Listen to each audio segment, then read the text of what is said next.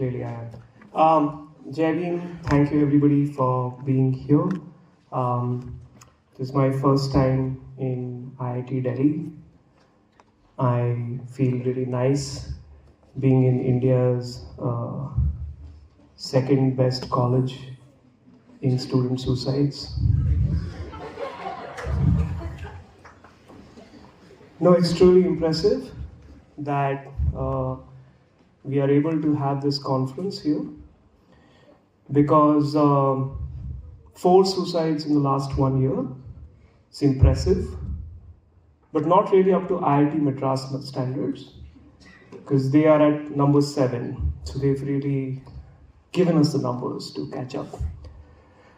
So that's where I come from. First time I'm in IIT. I will say this, I'm seeing the auditorium for the first time. Great acoustics, great setting. I'm suitably impressed, but I still don't understand what the great hoopla is. I spoke to some people. There's Arushi, I think she must be somewhere, the first speaker today. Her laptop's still here. She was very excited that we're doing this conference here for the first time. And she's like, we're doing this conference on caste in IIT Delhi. And I asked so. And I have not yet got a good answer to why this is so important. Truly. And maybe I'm stupid, maybe I'm not very meritorious, but I truly don't understand the hype. This is the first time, because it's like, it's this whole idea that, it's pushing discourse and it's bringing this discourse and so on. Like I said, 4 people are dead. I don't know how many more have to be. You can speak poetry in a garbage dump, and I'm not a literature person. Maybe like somebody will say poetry just makes everything better. I'm just dead inside. Because if you speak poetry to me in a garbage dump, I'll still say it's a garbage dump. So kind of having a conversation on caste in IIT Delhi doesn't feel historic to me, feels very triggering to me. Okay, so if I'm coming across as a little combative, I apologize. I don't intend to be, you all are very sweet. I'm here to speak on this book review I wrote for this book that was written by Dr. Suraj Yengde and Dr. Anand Teltumbre. They were the editors. Academia is very interesting. It has a very great timeline because I think the book was written in 2017, 18, 19. I started working on this in 2020. It got published in 2023. We are talking about it in 2024. So it's, as you can see, very urgent and very timely. And in this period, a lot of the interventions that the book was talking about have gone like a whole cycle around. I don't know if I would take up this project today, but I must also give you the context of how I got onto this project.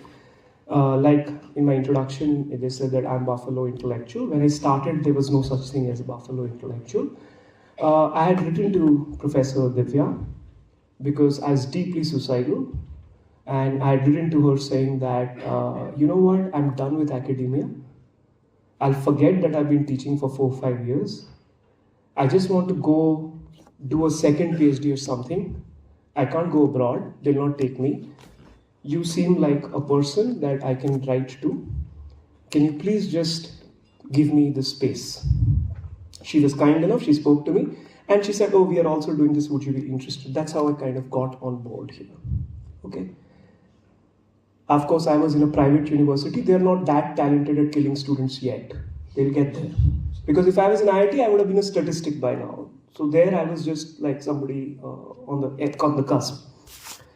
But what really happened was when I got deep down into it and I wrote my piece about what my assessment of this project that Dr. Suraj and Dr.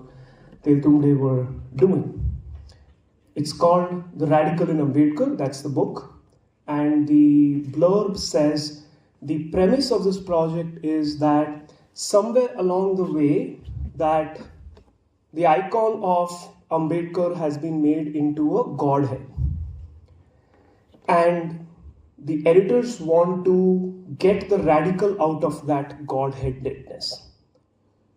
It's a very ambitious project.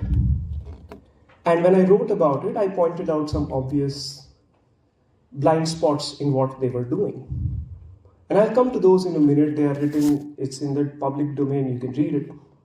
What I'm now more interested 4 or 5 years down the road from this project is not so much what they were trying to do, is very much into the politics of knowledge production itself. Like why, like how does a book like that come about? The title of this conference, it's gone now, but it was here most of the day, which says Caste and Race. But we've only heard about the Dalit identity. That is not the entirety of the caste experience. I'm very interested in the Brahmin identity, the Kayastha identity, the Banya identity, and so on, the Savarna identity. I'm very interested in that project. I'm very interested in why in this book, which is supposed to bring out the radical in Ambedkar, from what the editors are saying, is a collection. They're saying that there's a sea of books which have been written about Baba Saheb, and most of those books are either politely critiquing him or gloriously sort of like, making him either a god or like whatever. Fine, let's assume that if that is a nature, then I want to know why in this project am I reading Anupama Rao, Partha Chatterjee, Rajesh Sampath. I'm seeing names like Desai, Sen Chaudhary. It's a curious question. I'm not critiquing any of these things. This is the other thing I've realized. Since I started talking about critical caste politics, the moment I go and say the slightest critical thing actually about somebody with the last name Spivak, or Ranajit Guha, or Kabiraj, people's brains literally melt. How can you, like that? So I think rather than the radical in Ambedkar, I think we need to work on a project which is the radical in Spivak. Can we talk about her? Because somewhere she has been deified, and I think we need to bring back the radical out from that. Where is that intellectual project? Who's doing that?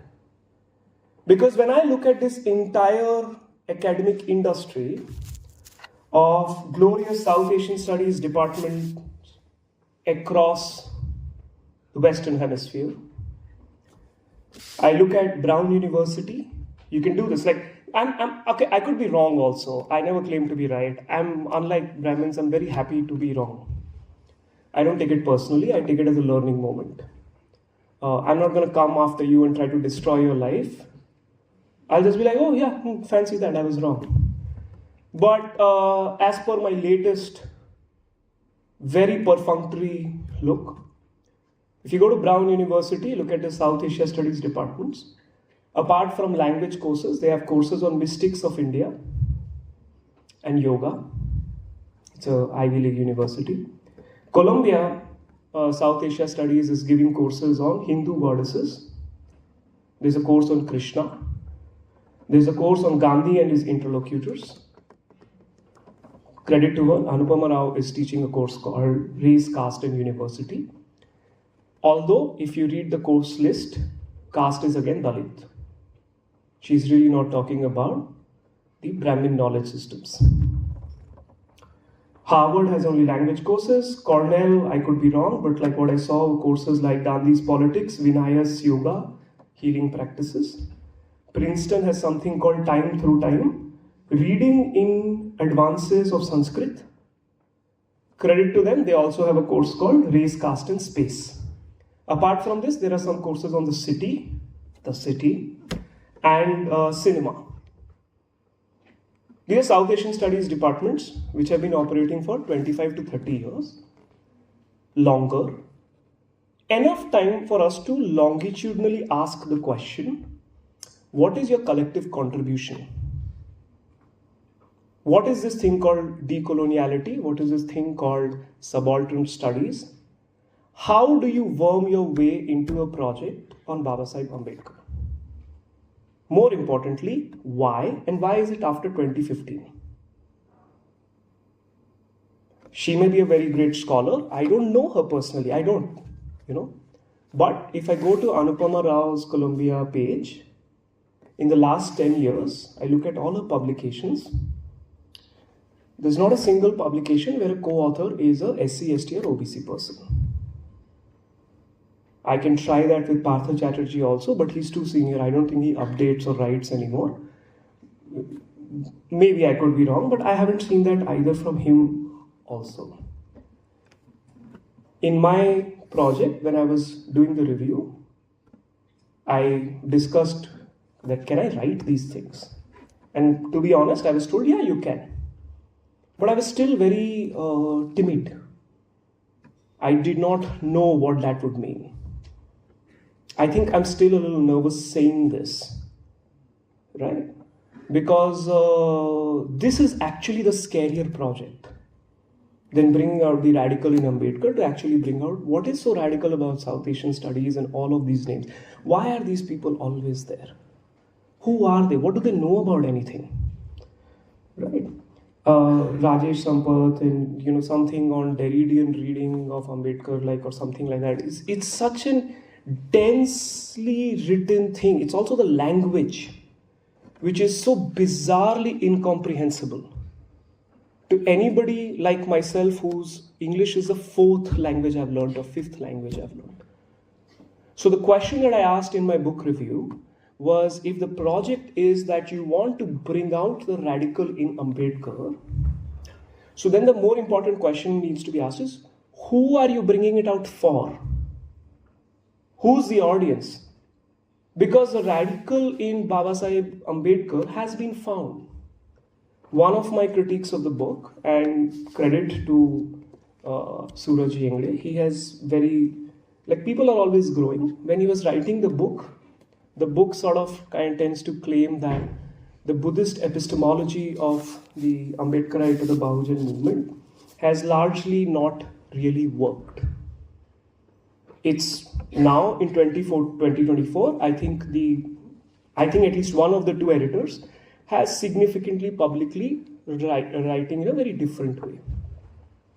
And that is also what I want to put forward, that when we define what the Buddhist arc is, I think a lot of Savarna academia truly doesn't understand. Because for many people, revolution still means coming to IIT and giving a speech. Or tanks will roll down JNU, or somebody will wave march like Che Guevara. What they don't understand is revolution is 25 years to build a Buddh Vihar in Bhimnagar in a slum. It's a generational project. It's like glacier moving. You don't see it happen, but when it moves, it cuts out canyons and rift valleys. So that's the scale at which it is happening. It is happening in millions of different settlements, and there are people who found the radical in Ambedkar because they've devoted their entire lives doing this project. You're not going to hear about them because they're sitting in some rural part of Odisha, in Chhattisgarh, in Gujarat, in Rajasthan, in Telangana, in Karnataka. You'll not hear their names. They are in that slum, and their whole project is, their entire lifetime is just to build one statue of Babasaheb or one statue of thing. And in closing, I'll just summarize that up. There is this book, and a lot of the academic thing tends to dismiss this whole ideology or this power of Buddhist epistemology. And I will just say that as someone like myself who completely grew out of the outside the Ambedkarite movement, my mother is a Sikh scheduled caste. My father is OBC, but 40 kilometers from our village is the Himachal border. There we are ST. We are also in the Criminal Tribes Act, so I can say DNT also. I don't know. Constitutionality is not a very good index for how do we identify and place ourselves. For me, when I say Namo Buddhaya, when I say Jai Bhim, I feel I found myself. That for me is extremely radical. It gives me the power to come here, a site where 40 people can die, nothing will shift, and still say and call out some of the very powerful names in academia, and say, like, you know, and I'm not really calling them out, I'm just saying these are the courses in some of the top universities, you are running these departments, you don't write with SC/ST students, why are you talking about Ambedkar? Talk about Sanskrit, no, talk about Manu. You know, you used to talk about Gandhi, go back there. Why are we pivoting, right? So I don't know how you will make sense of this, whatever I've just kind of put forward in front of you. It's a conference on caste and race.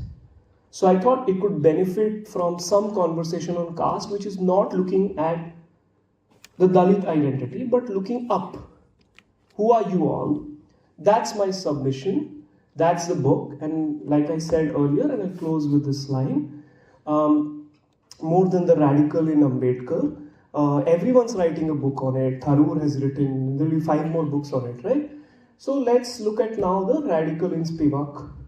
I'll be happy if one of you can write it, educate me. I look forward to that project. Thank you very much. Jai Hind.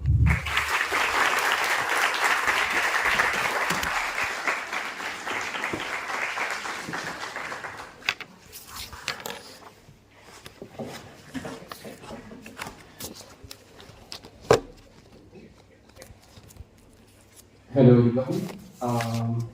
This is the last session of the day, so I hope you can hold on for this discussion.